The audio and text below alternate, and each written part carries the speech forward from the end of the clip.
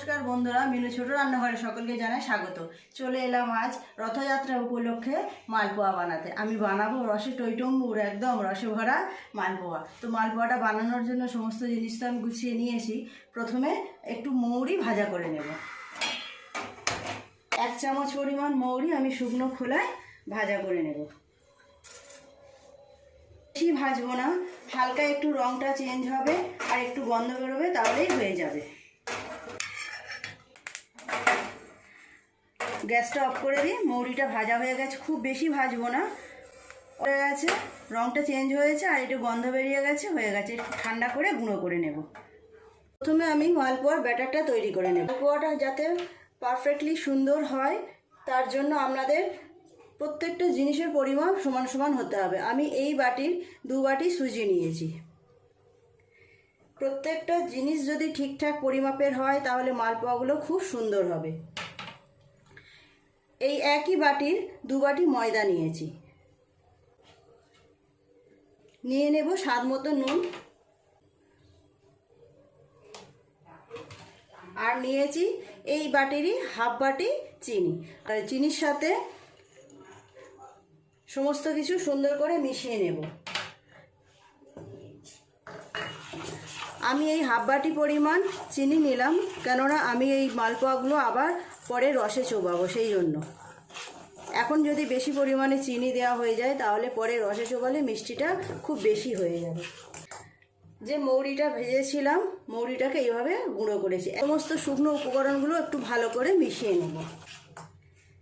আমি আগে থেকে জাল দিয়ে দুধটা রেখে দিয়েছিলাম, ঠান্ডা করে নিয়েছি। একটু একটু করে দিয়ে সুন্দর একটা ঘন ব্যাটার বানিয়ে নেব।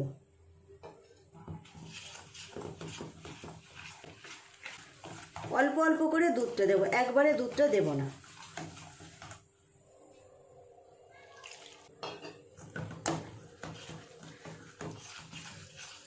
মালপোয়া বানানোর কিছু টিপস আছে, সেগুলো আপনারা যদি ফলো করেন তাহলে ঠিকই মালপোয়াটা সুন্দর হবে, সুন্দর ফোলাও হবে। বেশ কিছুক্ষণ ধরে এইভাবে ব্যাটারটাকে নাড়তে হবে।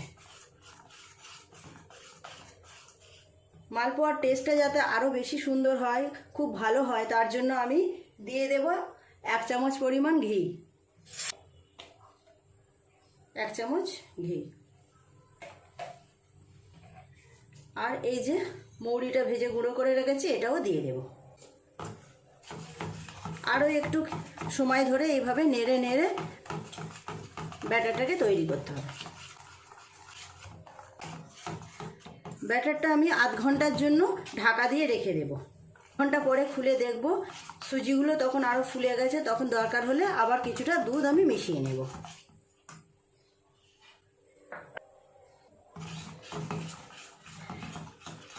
ব্যাটারটা যখন এইভাবে ফাটাবেন তখন কিন্তু এই ঘোড়াটা সবসময় একই মুভমেন্টে হতে হবে। এদিক ওদিক করলে হবে না, একই ডাইরেকশানে এইভাবে ঘোরাতে হবে। ব্যাটারটা আমি আধ ঘন্টার জন্য ঢাকা দিয়ে রেখে দেব। এই সময় আমি একটা চিনির শিরা বানিয়ে নেব। মেলা থেকে তো আমরা সব সময় জিলিপি মালপোয়া কিনে কিনে খাই, ঘরেও একবার এইভাবে বানিয়ে নিলে মন্দ হয় না। আমি এই পরিমাণ চিনি নিলাম।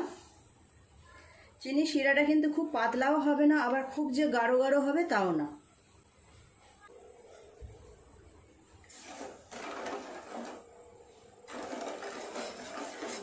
চিনির শিরাটা ফোটা পর্যন্ত অপেক্ষা করব। এর রসটা দেখুন টকবক করে ফুটছে। দিয়ে দেবো একটা এলাচ দানা, একটু থেঁতে নিয়েছি। চিনির রসটা এভাবে হাত দিয়ে দেখতে হবে কতটা তৈরি হয়েছে। পাতলা আছে, আরও একটুখানি জাল দিয়ে ঘন করতে হবে। মেলা থেকে তো আমরা এইসব খাবার প্রায় সময় কিনে খেয়ে থাকি, কিন্তু ঘরেও যদি এইরকমভাবে সুন্দর তৈরি করে নেওয়া যায়, মন্দ হয় না বলুন।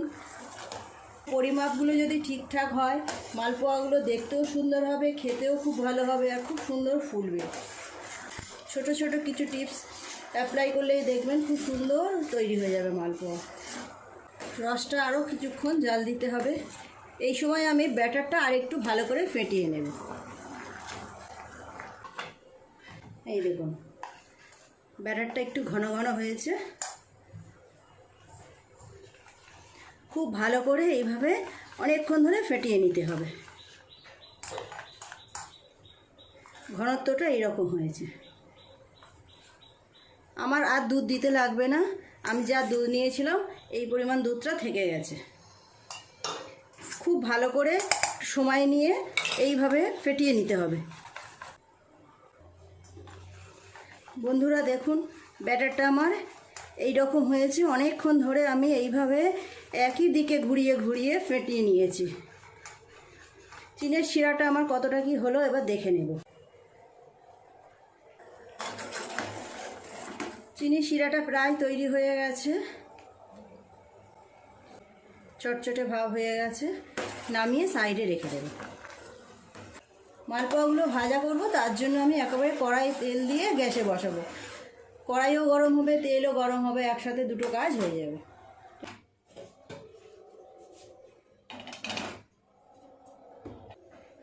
তেলটা গরম হয়ে গেলে এক এক করে মালপোয়াগুলো ভেজে নেব। মালপোয়ার ব্যাটারটা প্রথমে তো আমি সব কিছু জিনিস মিশিয়ে দুধ দিয়ে ঘেঁটে নিয়ে তারপর আধ ঘন্টা ঢাকা দিয়ে রেখে দিয়েছিলাম। তারপর আবারও বেশ অনেকক্ষণ ধরে আবার নেড়ে নেড়ে নেড়ে নেড়ে ব্যাটারটা তৈরি করে নিয়েছি। তেলও গরম হয়ে গেছে, এক এক করে ভাজা করে নেব। দেখুন, টেস্ট করার জন্য আমি একটুখানি দিলাম, খুব সুন্দরভাবে ভেসে উঠল। মানে তেলটা একদম ঠিক আছে।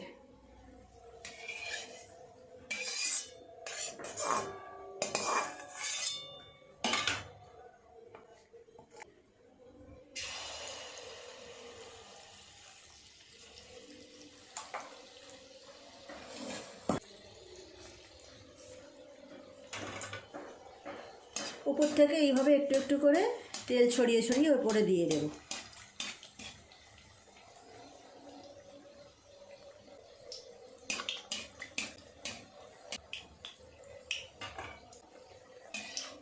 উল্টিয়ে দেবো। এইটা বেশ ফুলেছে কিন্তু।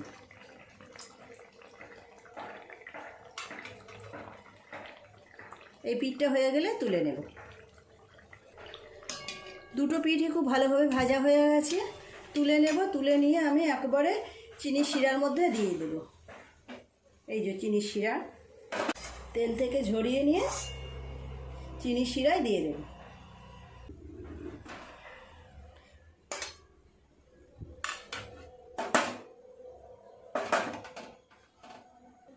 তৈরি হয়ে গেল আমার একটা মালপোয়া।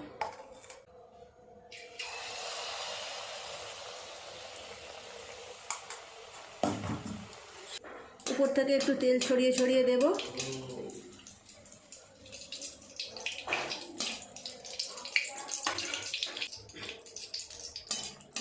কি সুন্দর ফুলছে দেখুন।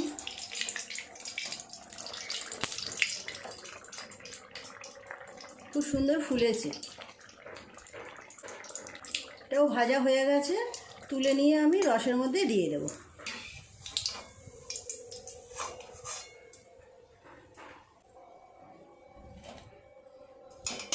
এই দেখুন, খুব বেশিক্ষণ কিন্তু রসের মধ্যে ডুবিয়ে রাখতে লাগবে না, 10 মিনিট মতো রাখলেই হয়ে যাবে। তারপরে তুলে নেব অন্য পাত্রে। এইভাবে আমি সবগুলোই ভাজা করে নেব। আবারও একটা দিয়ে দেব। খুব সুন্দর ফুলছে মালপোয়াগুলো দেখুন। এর মধ্যে দিতে না দিতেই ফুলে উঠছে, কি সুন্দর বাটির মতো হয়ে যায়।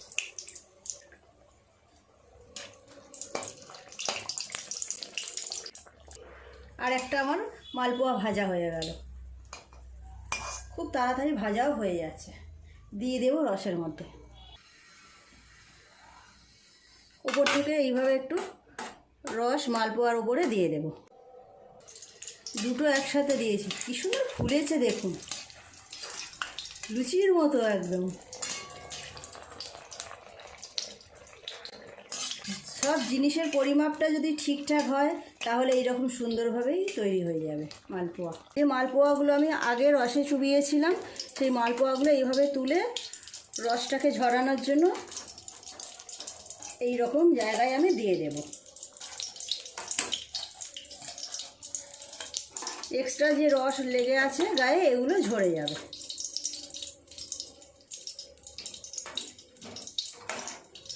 বাকিগুলোকে আর একটু উল্টে পাল্টে এর মধ্যে রসের মধ্যে এখনও কিছুক্ষণ রেখে দেব। বন্ধুরা দেখুন, এক এক করে সব মালপোয়াগুলো আমার ভাজা হয়ে গেল। প্রত্যেকটা মালপোয়া খুব সুন্দরভাবে ফুলেছে।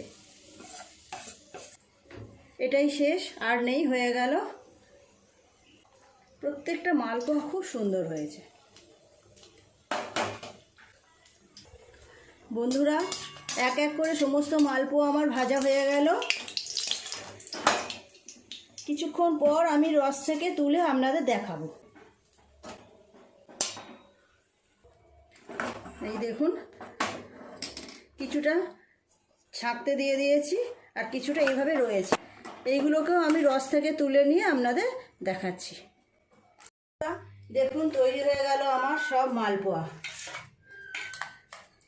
দেখেছেন, প্রত্যেকটা মালপোয়া খুব সুন্দরভাবে ফুলেছে, দেখতেও অপূর্ব হয়েছে, খেতেও খুবই সুন্দর হবে।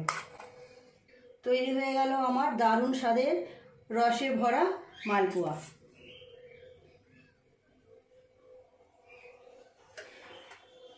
বন্ধুরা, কেমন লাগছে আমার রেসিপিটা অবশ্যই কমেন্ট করে জানাবেন। যদি ভালো লাগে তাহলে একটা লাইক করে দেবেন।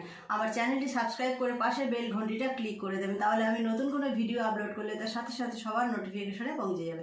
সবাই খুব ভালো থাকবেন, দেখা হচ্ছে নতুন কোনো ভিডিওর সাথে। নমস্কার।